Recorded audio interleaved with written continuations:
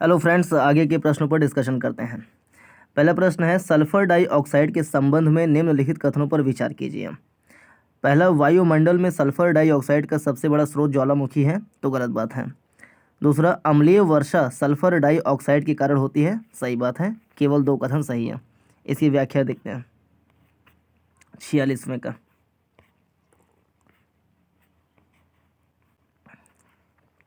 वायुमंडल में sulphur dioxide का सबसे बड़ा स्रोत बिजली संयंत्रों और अन्य औद्योगिक सामग्रियों द्वारा जीवाश्म ईंधन का जलना है। तो वायुमंडल का सबसे बड़ा स्रोत बिजली संयंत्रों और अन्य औद्योगिक सामग्रियों द्वारा जीवाश्म ईंधन का जलना है।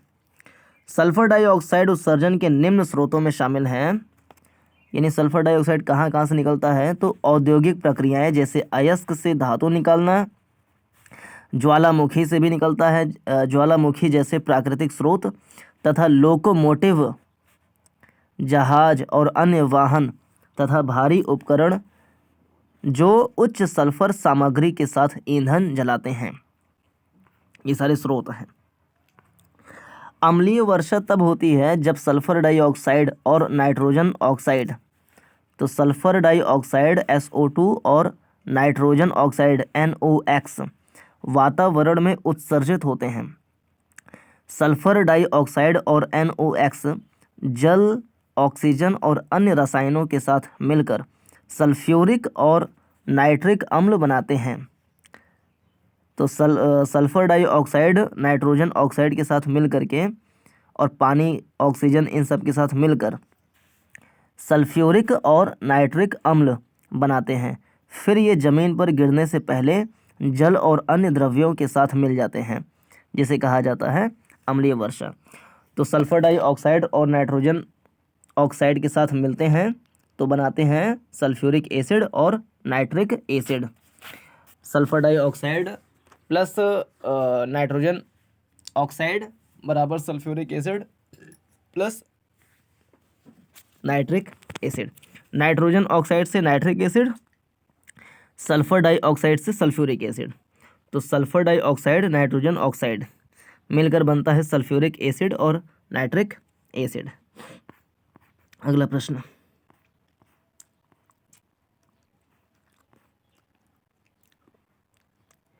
निम्नलिखित कथनों पर विचार कीजिए। समय उपयोग सर्वेक्षण TUS द्वारा विभिन्न गतिविधियों पर जनसंख्या द्वारा बिताए जा रहे समय के मापन की रूपरेखा प्रदान की जाती है, सही। समय उपयोग सर्वेक्षण का प्राथमिक उद्देश्य वैतनिक और अवैतनिक गतिविधियों में पुरुषों और महिलाओं की भागीदारी को मापना है, तो सही। व्याख्या देखें 47वें का। समय उपयोग सर्वेक्षण टाइम यूज सर्वे द्वारा विभिन्न गतिविधियों पर जनसंख्या द्वारा बिताए जा रहे समय के मापन की रूपरेखा प्रदान की जाती है। समय उपयोग सर्वेक्षण द्वारा विभिन्न गतिविधियों पर जनसंख्या द्वारा बिताए जा रहे समय के मापन की रूपरेखा प्रदान की जाती है। यह जनसंख्या की विभिन्न गतिविधियों और उन पर बिताए जा रहे समय के मापन की जानकारी का महत्वपूर्ण स्रोत है। समय उपयोग सर्वेक्षण का प्राथमिक उद्देश्य वैतनिक और अवैतनिक गतिविधियों में पुरुषों और महिलाओं की भागीदारी को मापना है। TUS टाइम यूज सर्वे अवैतनिक देखभाल गतिविधियों, स्वयंसेवी कार्य, घर के सदस्यों की अवैतनिक घरेलू सेवा में दिए गए समय के बारे में जानकारी का एक महत्वपूर्ण स्रोत है। यह घर के सदस्यों द्वारा सीखने, सामाजिकरण, अवकाश गतिविधियों, स्वदेखभाल गतिविधियों आदि पर दिए गए समय के बारे में भी जानकारी प्रदान करता है। भारत में पहला समय उपयोग सर्वेक्षण राष्ट्रीय सांख्यिकीय कार्यालय नेशनल स्टैटिस्टिकल ऑफिस NSO द्वारा जनवरी से दिसंबर 2019 में किया गया था। तो इस प्रकार से 47 में C वाला सही है। अब नेक्स्ट 48वां प्रश्न देखें। 48वें में संगम साहित्य के संबंध में निम्नलिखित कथनों पर विचार कीजिए। पहला, तोलकाप्पियम की रचना इलांगो आदिगल ने की थी, तो ये बात गलत है। तोलकाप्पियम की रचना इन्होंने नहीं की थी। इसे यानी संगम साहित्य को मदुरै के पांड्य राजाओं का संरक्षण प्राप्त था, तो सही बात है, ये कथन सही, केवल 2 वाला कथन सही है। व्याख्या को हम देखते हैं 48 का, नीचे हो गई है। संगम साहित्य बहुत इंपॉर्टेंट है, इसके बारे में हम चीज़ों को रट्टा मारते हैं। लगभग 3री शताब्दी ईसा पूर्व में, यानी ईसा के ये 300 साल पहले ईसा के, तो लगभग 3री शताब्दी ईसा पूर्व के बीच की अवधि और 3री शताब्दी ईस्वी को, तो 3rd सेंचुरी BC से लेकर के 3rd सेंचुरी AD तक, और 3री शताब्दी ईस्वी को तो 3rd सेंचुरी AD तक, यानी कि 600 साल का समय जो है। 3rd सेंचुरी से 3rd सेंचुरी BC से 3rd सेंचुरी AD, 3री शताब्दी ईसा पूर्व के बीच की अवधि और 3री शताब्दी ईस्वी को दक्षिण भारत में कृष्णा और तुंगभद्रा नदी के दक्षिण में स्थित क्षेत्र संगम काल के रूप में जाना जाता है। तो संगम काल किस टाइम पीरियड को कहते हैं? तो 3री शताब्दी ईसा पूर्व से 3री शताब्दी ईस्वी तक के समय काल को, 600 सालों के समय को कहा जाता है संगम काल। इसका नाम उस अवधि के दौरान आयोजित संगम अकादमियों के नाम पर रखा गया है, जो मदुरै के पांड्य राजाओं के शाही संरक्षण में काफ़ी फली फूली। संगमों में प्रख्यात विद्वान इकट्ठे हुए और संकलन की प्रकृति में सबसे अच्छे साहित्य का प्रतिपादन किया। संगम साहित्य में कौन कौन से प्रमुख साहित्य हैं?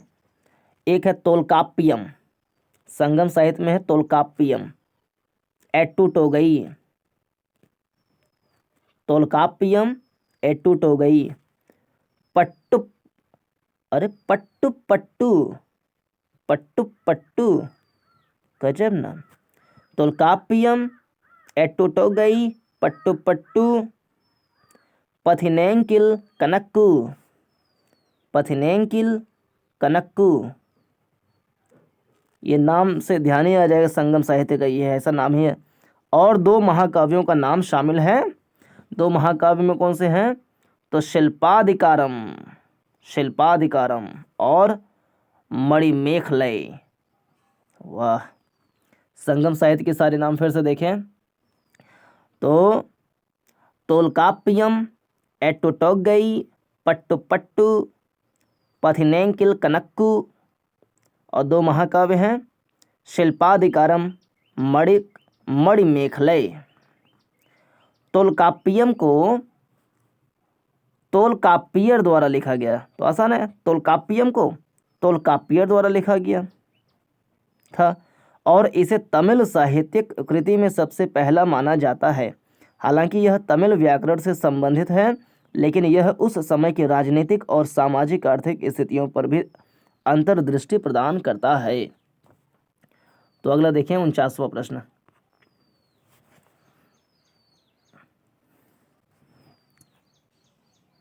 लॉर्ड डलहौजी ने व्यापकता के सिद्धांत को लागू करके कौन कौन से राज्य अपने में मिलाया था? राज्य हड़प नीति, डॉक्ट्रिन ऑफ लैप्स हम कह सकते हैं। तो सतारा, झांसी, जैतपुर, संबलपुर, ये सारे मिलाए थे, मद्रास को नहीं मिलाया था उसमें। तो इसमें पहला वाला सही है। इसकी व्याख्या को हम देखते हैं 49वां। व्यापकता का सिद्धांत वर्ष 1848 से 1856 तक ये समय काल है लॉर्ड डलहौजी का। वर्ष 1848 से 1856 तक भारत के गवर्नर जनरल के रूप में लॉर्ड डलहौजी द्वारा व्यापक रूप से पालन की जाने वाली एक विलय नीति थी। इसके अनुसार कोई भी रियासत जो ईस्ट इंडिया कंपनी के प्रत्यक्ष या अप्रत्यक्ष नियंत्रण में थी, जहां शासक के पास कानूनी पुरुष उत्तराधिकारी नहीं था, कंपनी द्वारा कब्जा कर लिया जाता था। इस प्रकार भारतीय शासक के किसी भी दत्तक पुत्र को राज्य का उत्तराधिकारी घोषित नहीं किया जाता था। व्यापकता का सिद्धांत लागू करते हुए डलहौजी द्वारा निम्नलिखित राज्यों पर कब्जा किया गया। तो सबसे पहला जो राज्य कब्जा किया वो था सतारा। 1848 में पहला राज्य आया था सतारा, फिर जैतपुर, फिर संबलपुर, बघाट, उदयपुर, झांसी, नागपुर। तो सतारा सबसे पहले आया था। एक और भी तो है, ये अवध का इलाका दिया नहीं ऑप्शन में। खैर ये 5 4 3 7 नाम ध्यान रखें। सतारा, जैतपुर, संबलपुर, बघाट, उदयपुर, झांसी, नागपुर। तो पूर्व वाले हैं 1 2 3 4, जैतपुर, संबलपुर, उदयपुर, नागपुर। तो सतारा महाराष्ट्र, सतारा, जैतपुर, संबलपुर, बघाट, उदयपुर, झांसी, नागपुर। सतारा, जैतपुर, संबलपुर, बघाट, उदयपुर, झांसी, नागपुर। नागपुर महाराष्ट्र में है, सतारा नागपुर में है, मतलब ये महाराष्ट्र में है। उदयपुर शायद राजस्थान में होगा। जैतपुर, उदयपुर, झांसी, बघाट ये सारे इलाके व्यापकता के सिद्धांत के अंतर्गत लिए गए थे। अगला प्रश्न, निम्नलिखित युग्मों पर विचार कीजिए। विचार करके बताइए कितने सही सुमेलित हैं। तो एक काम करते हैं, इसका पहले हम व्याख्या पढ़ ही लेते हैं, तो हम मिला लेंगे कितने सुमेलित हैं। B.R. अम्बेडकर की बात करें तो B.R. अम्बेडकर अगस्त 1936 में अम्बेडकर ने इंडिपेंडेंट लेबर पार्टी की स्थापना की। तो इंडिपेंडेंट लेबर पार्टी की स्थापना किसने की? तो इंडिपेंडेंट लेबर पार्टी की स्थापना करी डॉक्टर भीमराव अम्बेडकर ने। और कब करी? तो 1936 में करी। 1936 में डॉक्टर भीमराव अम्बेडकर ने इंडिपेंडेंट लेबर पार्टी ILP की स्थापना की। वर्ष 1942 में अम्बेडकर ने इंडिपेंडेंट लेबर पार्टी का नाम बदलकर all India scheduled caste federation, all India scheduled caste SC federation कर दिया। तो 1936 में अम्बेडकर ने इंडिपेंडेंट लेबर पार्टी की स्थापना करी। 1936 में डॉक्टर अम्बेडकर ने इंडिपेंडेंट लेबर पार्टी की स्थापना करी। 1942 में इसका नाम चेंज करके all India scheduled caste federation नाम रख दिया। यह एक राजनीतिक दल था जिसने वर्ष 1946 के आम चुनावों में भाग लिया, लेकिन यह बुरी तरह पराजित हुई। वह कानूनी विशेषज्ञ भी थे और उनका विभिन्न देशों के संविधान का ज्ञान भारतीय संविधान के निर्माण में बहुत मददगार था। वह संविधान सभा की मसौदा समिति के अध्यक्ष बने और भारतीय संविधान को तैयार करने में महत्वपूर्ण भूमिका निभाई। संविधान सभा के अंतिम सत्र के अंतिम दिन, तो संविधान सभा के अंतिम सत्र का अंतिम दिन किस दिन था? तो 24 जनवरी 1950 को था। संविधान सभा के अंतिम सत्र के अंतिम दिन 24 जनवरी 1950 को राजेंद्र प्रसाद को सर्वसम्मति से भारत के अंतरिम राष्ट्रपति के रूप में चुना गया। तो राजेंद्र प्रसाद को सर्वसम्मति से भारत के अंतरिम राष्ट्रपति के रूप में चुना गया। किस दिन? 24 जनवरी 1950 के दिन। और ये संविधान सभा के अंतिम सत्र का अंतिम दिन था। उन्होंने 26 जनवरी 1950 को पद की शपथ ली।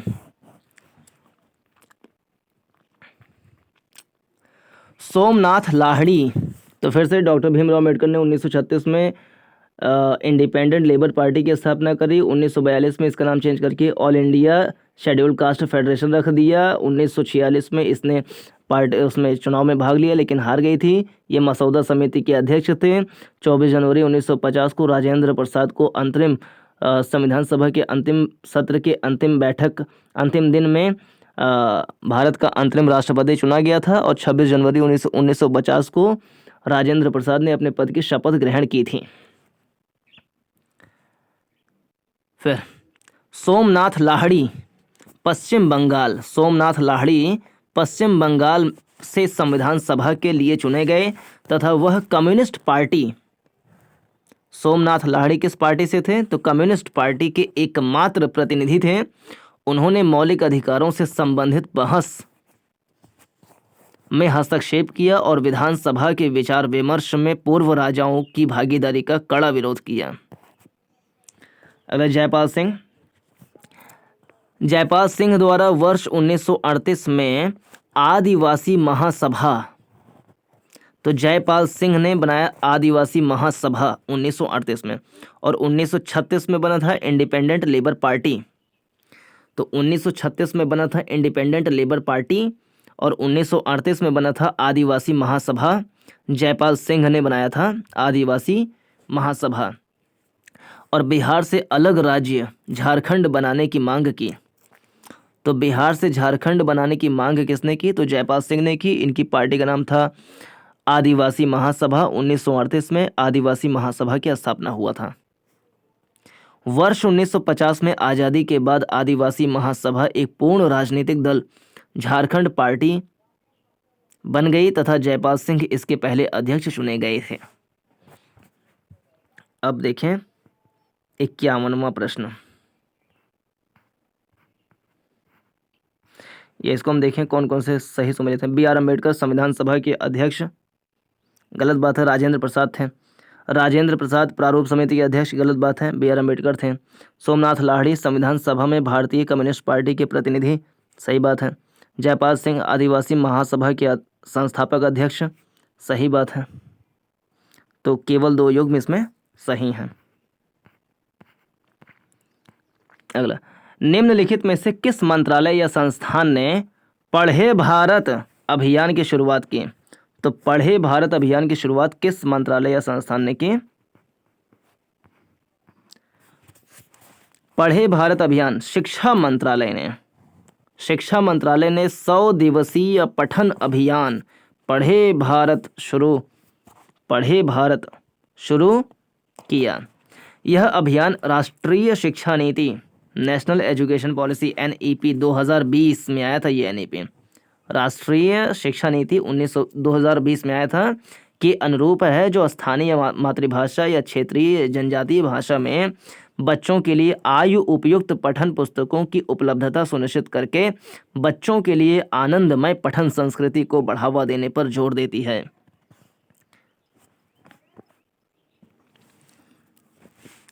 यह अभियान राष्ट्रीय शिक्षा नीति 2020 के अनुरूप है, जो स्थानीय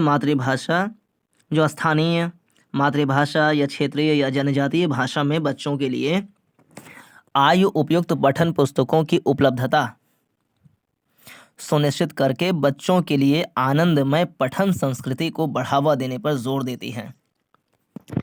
इसमें बाल वाटिका से कक्षा 8 तक के बच्चों पर फोकस किया जाएगा। इस अभियान को foundational literacy and numeracy mission के विजन और लक्ष्यों के साथ ही जोड़ा गया है। इसका उद्देश्य बच्चों, शिक्षकों, माता पिता, समुदाय, शैक्षिक प्रशासकों आदि सहित राष्ट्रीय और राज्य स्तर पर सभी हितधारकों की भागीदारी सुनिश्चित करना है। 21 फरवरी, ध्यान रहे 21 फरवरी, जिसे अंतर्राष्ट्रीय मातृभाषा दिवस, तो अंतर्राष्ट्रीय मातृभाषा दिवस मनाया जाता है 21 फरवरी को। अंतर्राष्ट्रीय मातृभाषा दिवस 21 फरवरी, अंतर्राष्ट्रीय मातृभाषा दिवस 21 फरवरी, अंतर्राष्ट्रीय मातृभाषा दिवस 21 फरवरी, अंतर्राष्ट्रीय मातृभाषा दिवस 21 फरवरी के रूप में मनाया जाता है, जो मनाया जाता है को भी हमारे समाज के स्थानीय भाषा और संस्कृति को बढ़ावा देने के उद्देश्य से इस अभियान के साथ एकीकृत किया गया है। अब देखते हैं 52वां प्रश्न।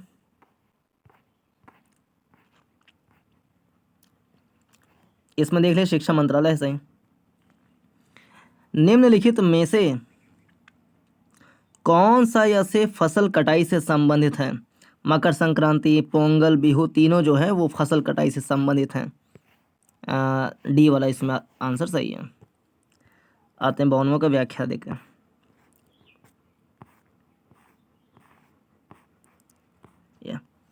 मकर संक्रांति। मकर संक्रांति अपने आकाशीय पथ पर यात्रा करते सूर्य के मकर राशि में प्रवेश को दर्शाती है।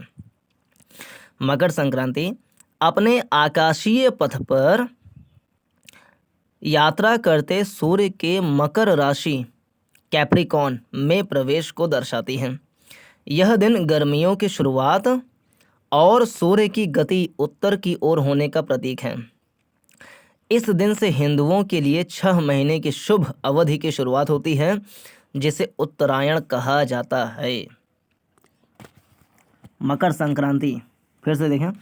मकर संक्रांति अपने आकाशीय पथ पर यात्रा करते सूर्य के मकर राशि में प्रवेश को दर्शाता है। यह दिन गर्मियों की शुरुआत और सूर्य की गति उत्तरायण की ओर होने का प्रतीक है। इस दिन से हिंदुओं के लिए 6 महीने की शुभ अवधि की शुरुआत होती है, जिसे उत्तरायण कहा जाता है। बिहू की बात करें। यह उत्सव असम में फसलों की कटाई के समय मनाया जाता है। असमिया नव वर्ष की शुरुआत को चिन्हित करने के लिए लोग रोंगाली या माघ बिहू मनाते हैं। ऐसा माना जाता है कि इस त्योहार की शुरुआत उस समय हुई जब ब्रह्मपुत्र घाटी के लोगों ने जमीन पर हल चलाना शुरू किया। मान्यता यह भी है बिहू पर्व उतना ही पुराना है जितनी कि ब्रह्मपुत्र नदी। अगला पोंगल। पोंगल शब्द का अर्थ है उफान, ओवरफ्लो या विप्लव, बॉइलिंग ओवर। इसे थाई पोंगल के रूप में भी जाना जाता है। यह 4 दिवसीय उत्सव है। 4 दिवसीय उत्सव तमिल कैलेंडर के अनुसार थाई माह में मनाया जाता है। जब धान आदि फसलों की कटाई की जाती है और लोग ईश्वर तथा भूमि की दानशीलता के प्रति आभार प्रकट करते हैं कि वाह ईश्वर आपने गजब का धान दिया है, तो आभार प्रकट करते हैं, ग्रेटिट्यूड शो करते हैं टुवर्ड्स द गॉड, ईश्वर। इस उत्सव के दौरान तमिल लोग चावल के आटे से अपने घरों के आगे कोलम नामक पारंपरिक रंगोली बनाते हैं। तो कोलम नामक जो पारंपरिक रंगोली है ये पोंगल के अवसर पर बनाई जाती है तमिलनाडु में। अब आते हैं 53rd वाले प्रश्न पर। 53वां प्रश्न।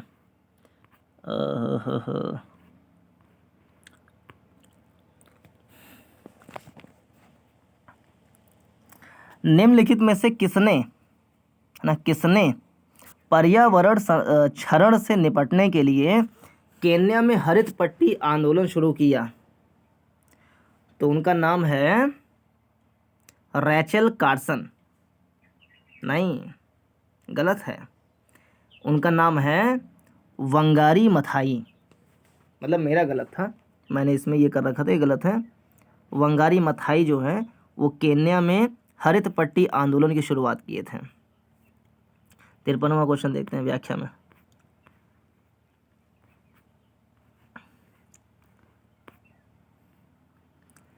तिरपन में डी वाला है, मतलब कि वही मथाई वाला। रैचल कार्सन पर्यावरण विज्ञान पुस्तक साइलेंट स्प्रिंग की लेखक हैं। तो साइलेंट स्प्रिंग के लेखक कौन है? तो रैचल कार्सन है, जो कि पर्यावरण से संबंधित है, पर्यावरण विज्ञान से संबंधित पुस्तक है। अगला नाम था सुंदरलाल बहुगुणा। तो सुंदरलाल बहुगुणा ने 1970 के दशक में हिमालय की ढलानों पर पेड़ों की रक्षा के लिए चिपको आंदोलन की शुरुआत की।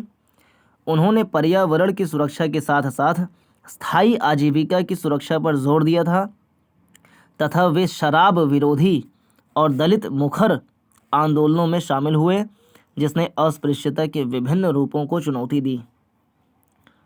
डॉक्टर श्वेतजर यूरोप में अपने अस्पताल के लिए धन संचयन के साधन के रूप में यूरोप में लाभ संगीत कार्यक्रम और व्याख्यान देने के लिए प्रसिद्ध हुए।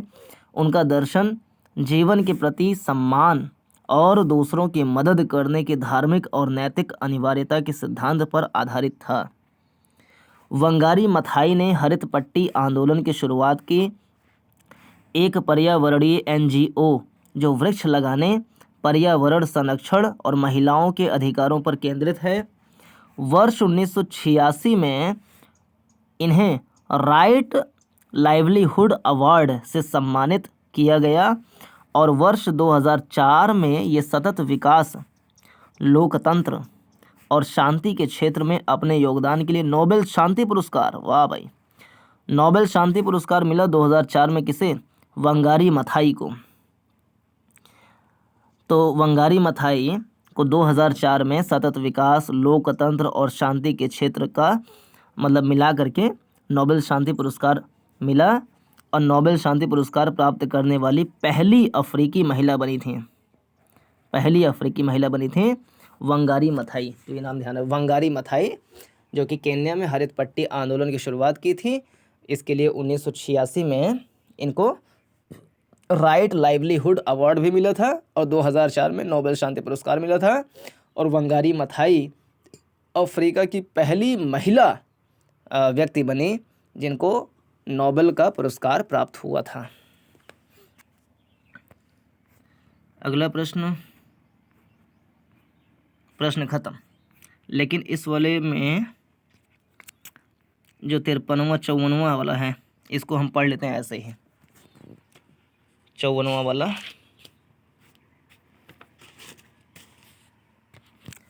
सी ड्रैगन अभ्यास 2022 के बारे में बताना है।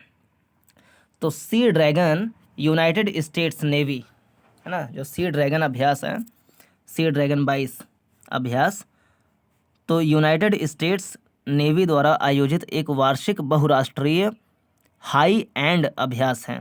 हाई एंड अभ्यास है। तो कुल मिला के सी ड्रैगन जो है वो चीन का नहीं है बल्कि यूनाइटेड स्टेट्स की नेवी जो है ये वाला वार्षिक अभ्यास करती है। यह 5 से 20 जनवरी 2022 तक यूएस के गुआम में आयोजित किया गया था।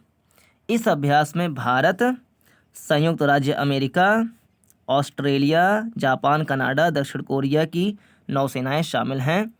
अभ्यास का उद्देश्य समुद्री क्षेत्र में उभरती पारंपरिक और गैर पारंपरिक सुरक्षा चुनौतियों के जवाब में सामान्य रणनीति विकसित करके भाग लेने वाले देशों के बीच अंतर संचालन को बढ़ाना था। तो यह 55वां निजता का अधिकार से संबंधित है।